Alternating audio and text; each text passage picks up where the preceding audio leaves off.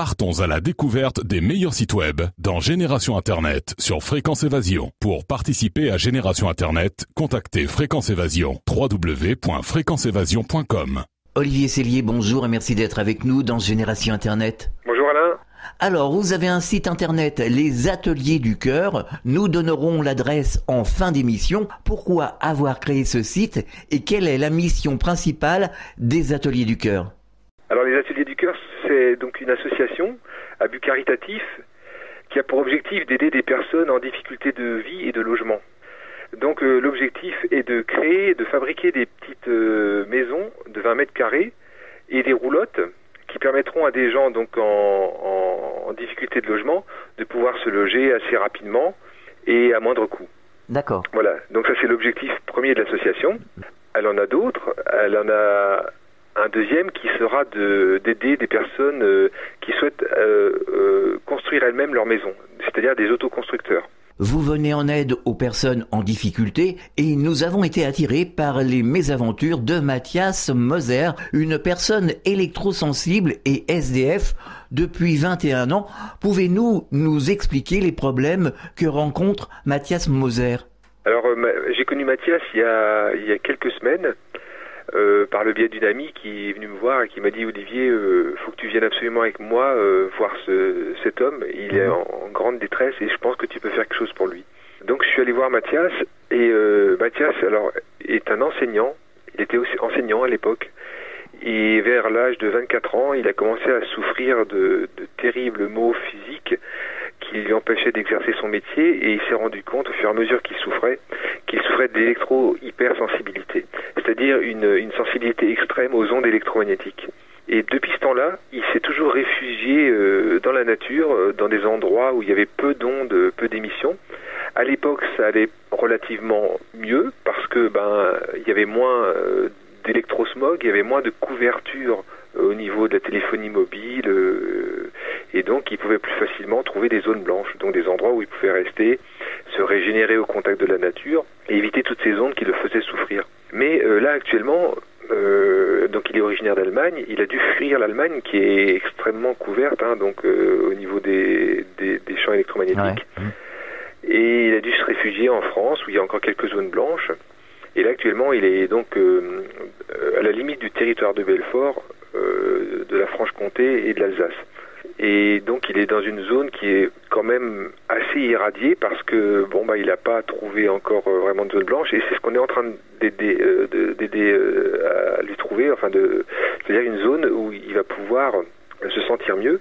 Et évidemment, il a peu de revenus, il n'a pas de RSA, il vit de la générosité des passants, de ses amis. Alors c'est vrai que son état de santé est déplorable, il est édenté, il est fatigué. Et notre objectif, c'est de lui construire une roulotte, de lui acheter un tracteur ou un petit 4x4, on est en train de voir, pour qu'il puisse aller de zone blanche en zone blanche et comme ça se régénérer au contact de la nature. Alors Mathias pratique la masquithérapie ou machithérapie, je ne sais plus comment. Oui, qu'est-ce que c'est? Donc il se couche à même le sol pour se décharger. D'accord. Donc il est toujours obligé d'être en contact avec le sol pour se sentir bien, quoi. Voilà, par exemple, il va marcher pieds nus, ou alors il va s'allonger sur le sol et rester comme ça un bon moment. Et ça lui permet de se décharger, c'est ce qu'il me dit, et de se sentir du coup mieux. Dans la Drôme, il y a eu une histoire à un moment donné avec dans la forêt de Saou, je crois, c'est Mathias qui m'en parlait, où il y a des électrosensibles qui s'étaient réfugiés justement venant de France, de la France entière, parce que c'était une zone blanche. Mais le préfet leur a demandé de partir et les a expulsés. Donc ils ont dû se réfugier, je crois, après assez haut en altitude, où il faisait très froid, très vite. Il n'y a eu aucune considération de la part des pouvoirs publics par rapport à ces gens qui souffrent.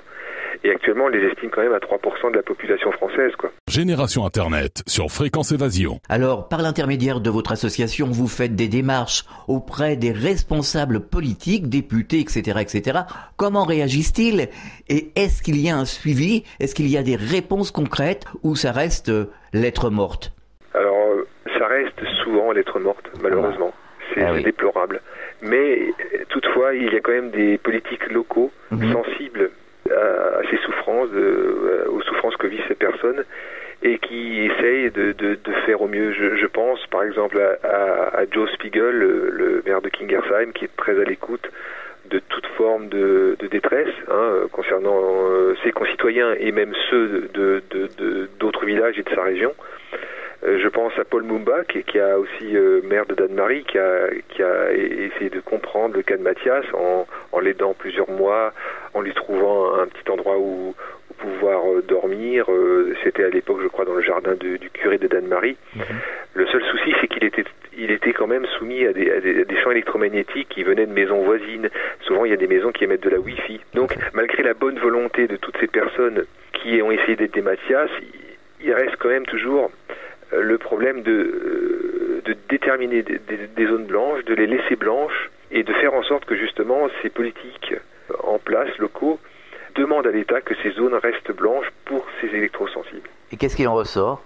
Alors il en ressort qu'actuellement, effectivement, il y a justement un travail à faire de notre part, nous en tant qu'association, de sensibiliser encore davantage de maires, de députés de notre région et de leur demander cette mise en place de zones blanches est importante pour ces personnes qui souffrent et qui existent bien. Et c'est pas quelques cas isolés. Dans l'électrosensibilité, on va pouvoir trouver des gens qui vont pouvoir vivre comme tout un chacun, mais avec des maux, des migraines, des mal au ventre, des choses pareilles. Et ils se rendent compte que dès qu'ils s'écartent des champs électromagnétiques, ça va mieux. Pour Mathias, il dit que c'est des maux de tête pas possibles, des sensations de s'effondrer, de perdre toutes ses forces, de perdre l'équilibre, de se sentir très mal. Il a les yeux qui gonflent. Enfin, c'est un tas de symptômes en fait très variés que je connais pas par cœur parce que je les vis pas. Puis c'est vrai que je l'ai jamais questionné complètement là-dessus. Mais je vois que la dernière fois, j'ai dû lui montrer des photos sur mon petit téléphone que j'avais coupé. J'avais pris le soin de le mettre sur mode avion. Et il me disait, Olivier, écarte, mets-le plus loin. Et j'étais bien à 1 mètre 50. Il peut pas s'approcher même d'un tout petit téléphone qui rayonne, qui est pourtant pas, qui est juste une source électrique, quoi. Donc lui, c'est un cas extrême, effectivement, de l'électrosensibilité, mais j'ai des témoignages sur le site. Il y a un témoignage justement d'une jeune femme qui est électrosensible et je la connais très bien. Je l'ai hébergée chez moi justement parce que je suis dans un endroit où il y a peu d'ondes. Et elle m'expliquait, je voyais son compagnon devoir aller chercher sa petite fille à l'école alors qu'elle était en retrait. Donc je voyais cette maman qui s'était éloignée de sa fille.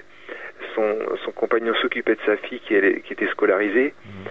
Et je voyais là toute la détresse de cette femme qui était obligée de se séparer de sa fille pour pouvoir aller mieux, quoi.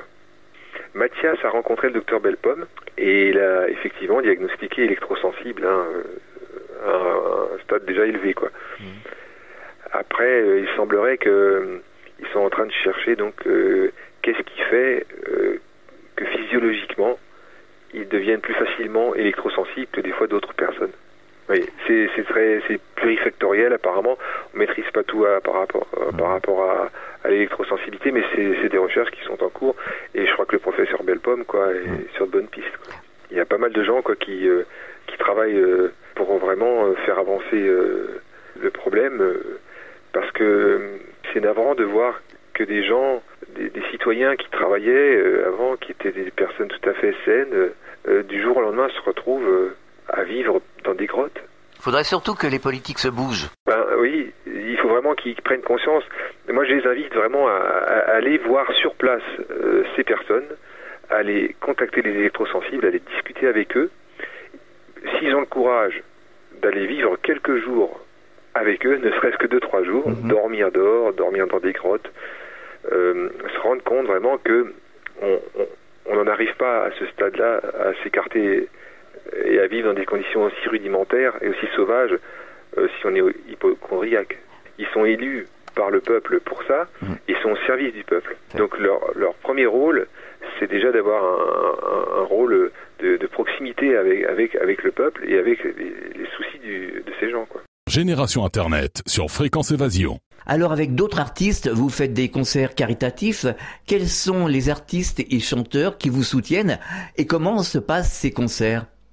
Alors actuellement, on a réalisé deux concerts. Hein. On a fait 2 spectacles. On en a fait un avec Gérard Palapra. On a même écrit une chanson, du reste, sur les gens qui, pas sur les électrosensibles, hein, mais sur les personnes qui finissent dans des situations de précarité extrême et à vivre dans la rue.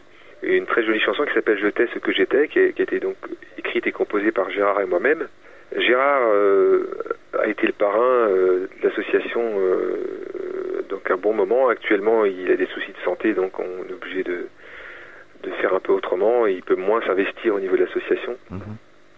On a été soutenu par Michael Jones, donc le guitariste et ami de Jean-Jacques Goldman, qui est venu faire un concert donc pour notre association.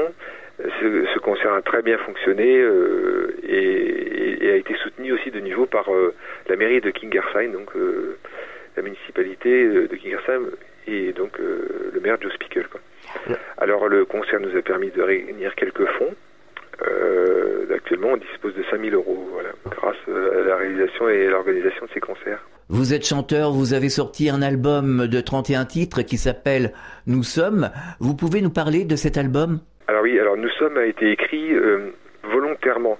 C'est-à-dire qu'à un moment donné, on s'est dit qu'est-ce qu'on peut faire qui puisse faire parler du projet de l'association À Toi pour Toi au travers d'un événement artistique. Alors donc on s'est dit écrire un album qui serait partagé avec des artistes qui nous soutiennent et vendu au profit de l'association serait une bonne idée. Ce serait en même temps une manière de pouvoir véhiculer artistiquement le projet caritatif.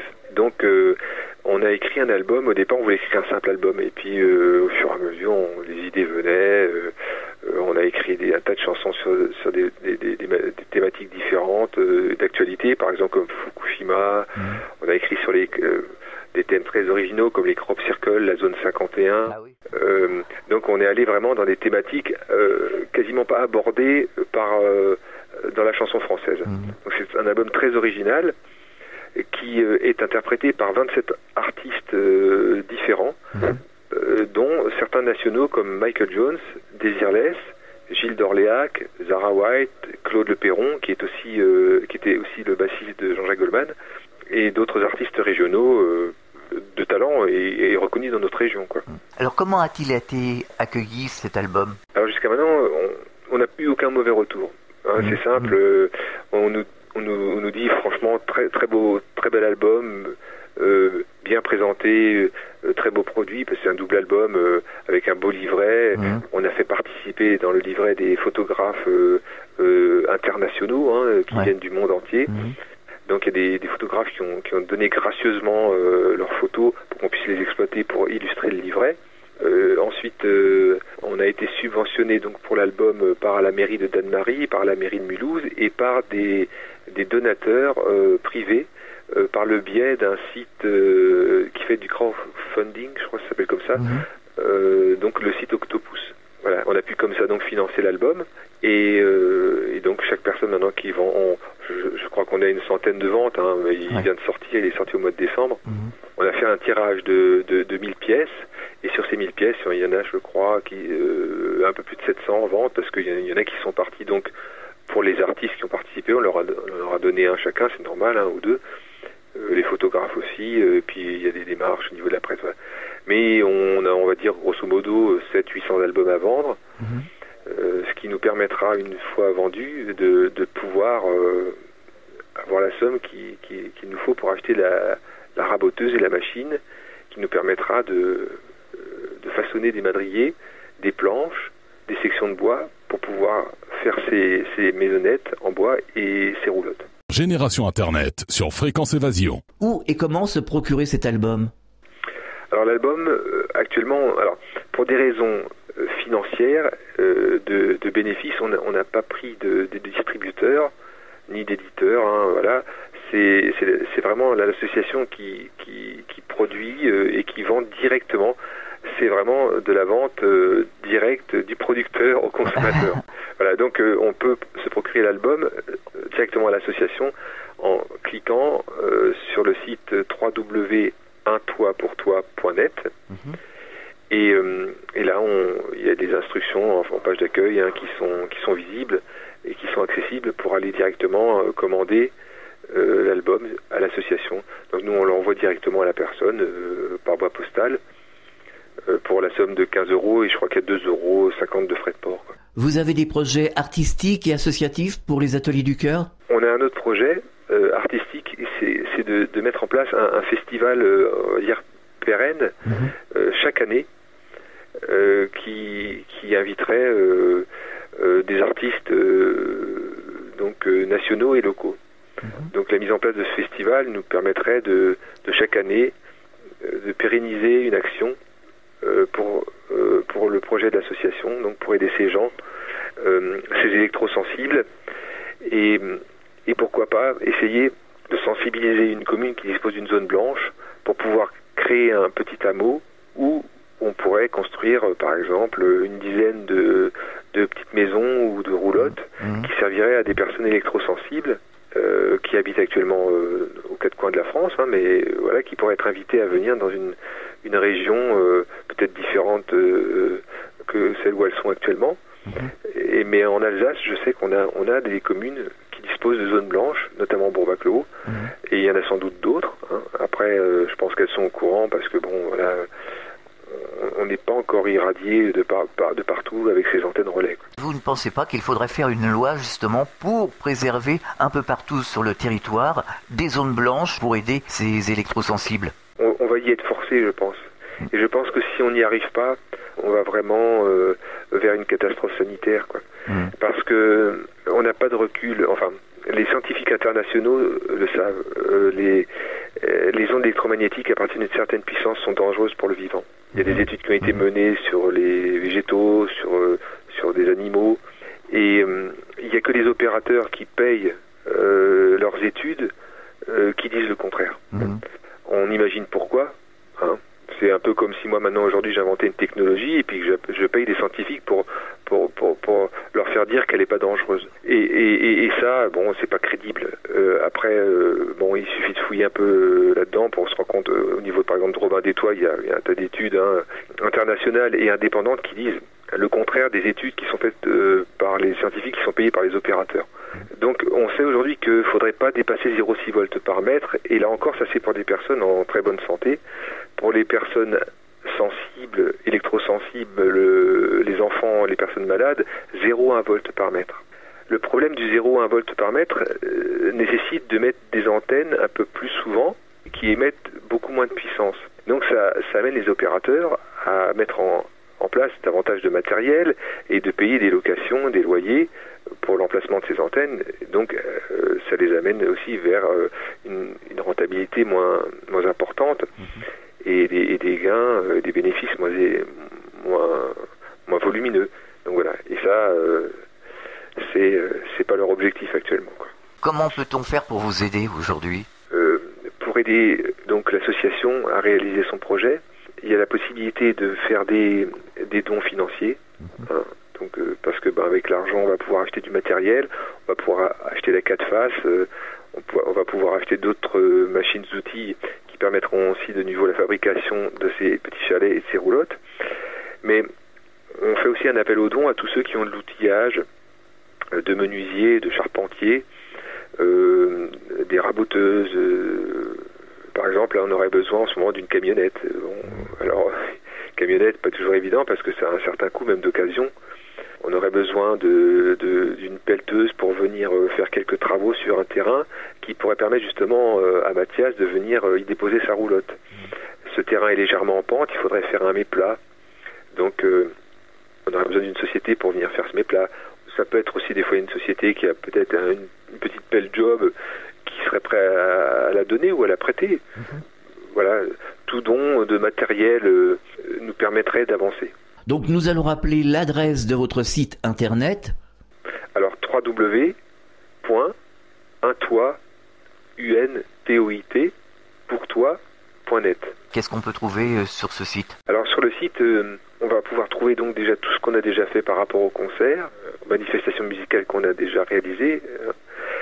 On va pouvoir trouver un projet, des plans, un descriptif du projet. On a créé un onglet spécialement pour Mathias qui s'appelle Aidons Mathias Moser. Sur cet onglet, On va pouvoir découvrir des vidéos qui ont été faites récemment sur Mathias, dont une vidéo très bien réalisée par la télé locale Télé Dolaire et Emmanuel Courdounac, je crois, ça s'appelle comme ça. Également, à des fins de transparence et de confiance, on affiche la comptabilité et les dons qui sont réalisés, qui sont faits pour Mathias. Donc chaque jour qui passe, aujourd'hui par exemple, il y a un joli chèque de 250 € qui est arrivé pour aider Mathias, donc d'une personne qui habite à Châteauvieux et qui s'appelle Dominique, je ne donnerai pas son nom de famille, voilà. Et donc chaque fois que je reçois de l'argent, je note chaque jour, voilà, tel don est arrivé en espèces, par virement, en chèque pour Mathias, et je fais donc un total. Et là, je crois qu'on avoisine, je crois, plus de 4 000 € de dons, quoi. Génération Internet sur Fréquence Évasion. Est-ce que vous avez un message à adresser aux auditeurs? Alors, si j'ai un message adressé aux auditeurs, j'ai envie de leur dire, déjà faites attention avec vos portables, faites attention avec tout ce qui est les ondes électromagnétiques. Parce que c'est une technologie nouvelle qui est avant tout exploitée par des lobbies qui veulent faire d'abord des bénéfices. Il nous a fallu 100 ans pour comprendre que l'amiante était dangereuse, mais pendant 100 ans, on a exploité l'amiante. On sait aujourd'hui que le pétrole, ça fait marcher les voitures, mais ça bousille, ça augmente le taux de CO2 dans l'atmosphère, ça fout la couche d'ozone dans l'air. Donc voilà, on sait que les technologies aujourd'hui sont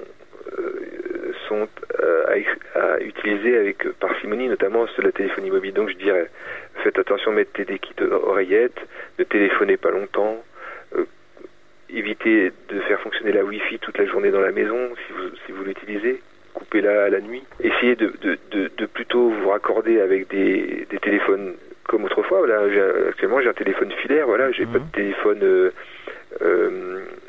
donc sans fil à la maison. Et faites attention à tout ce qui est technologie sans fil. Vous pouvez aussi, par exemple, si vous avez des doutes, si blinder vos câbles, il existe des câbles blindés pour le système électrique qui évite donc le champ électromagnétique qui est émis par le circuit d'une maison, du circuit électrique d'une maison. Il existe pas mal de produits et de choses à faire pour éviter de se faire irradier inutilement. Merci Olivier Cellier pour cette intervention dans Génération Internet sur Fréquence Évasion et bonne continuation, bonne chance pour la suite. C'est moi Alain qui vous remercie et j'espère oui que cette émission portera ses fruits et puis permettra peut-être à certains auditeurs de soutenir le projet. Fréquence Évasion.